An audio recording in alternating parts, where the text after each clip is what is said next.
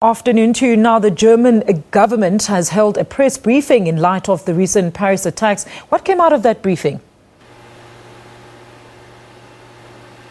Yes, well, the German Chancellor Angela Merkel holding an emergency security meeting. Now, this comes, of course, in the wake of the Paris attacks and also the situation yesterday in the town of Hanover in Western Germany, where a friendly football match between Germany and the Netherlands was canceled about an hour and a half before the match because of a report of a potential bomb within the stadium.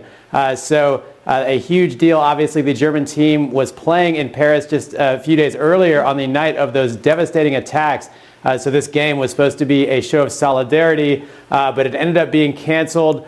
We never heard too much detail about what the actual threat was. We were hoping to hear something from Chancellor Merkel, but she basically just thanked both teams and also thanked the security services who were at the game for keeping people safe and allowing large events like the football match to continue in Germany. Now, of course, we've heard some other things on the ground in Hanover. German media is actually reporting that that tip that caused police to shut the stadium down came from a foreign intelligence agency. Now, the interior minister of the state where Hanover is would not confirm or deny that report. So it's a possibility that the tip-off may have come from a foreign authority and perhaps a French authority, as some German media are reporting. But a very tense situation here in Germany, as well as the rest of Europe, in the wake of those Paris attacks. Look, Ira, another pressing issue here is what is the situation now with the German-France border issues? Have those been resolved?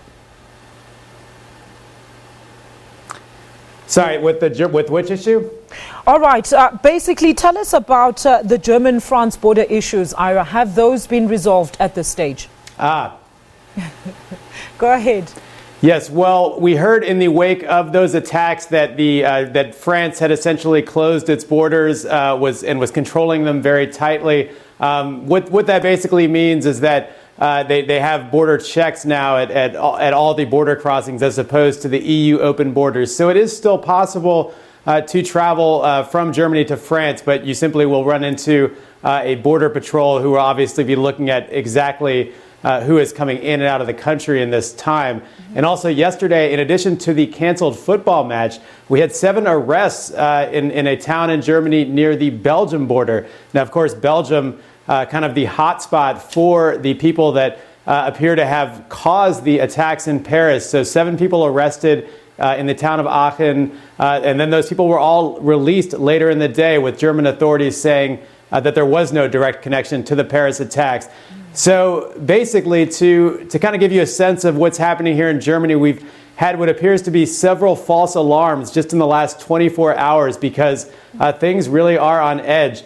And also the head of the German police department today kind of recapping the presence of Germans in Iraq and Syria fighting on the side of ISIS. He said about 750 Germans have traveled to Iraq and Syria to join the so-called Islamic State, and about a third of those people have, according to their count, returned to Germany. So there exists a very real threat here that people could be trying to do harm. And of course, with the holiday season approaching, Christmas markets are a huge thing here in Germany where masses of people come together. There's definitely been some worry that they could be targeted.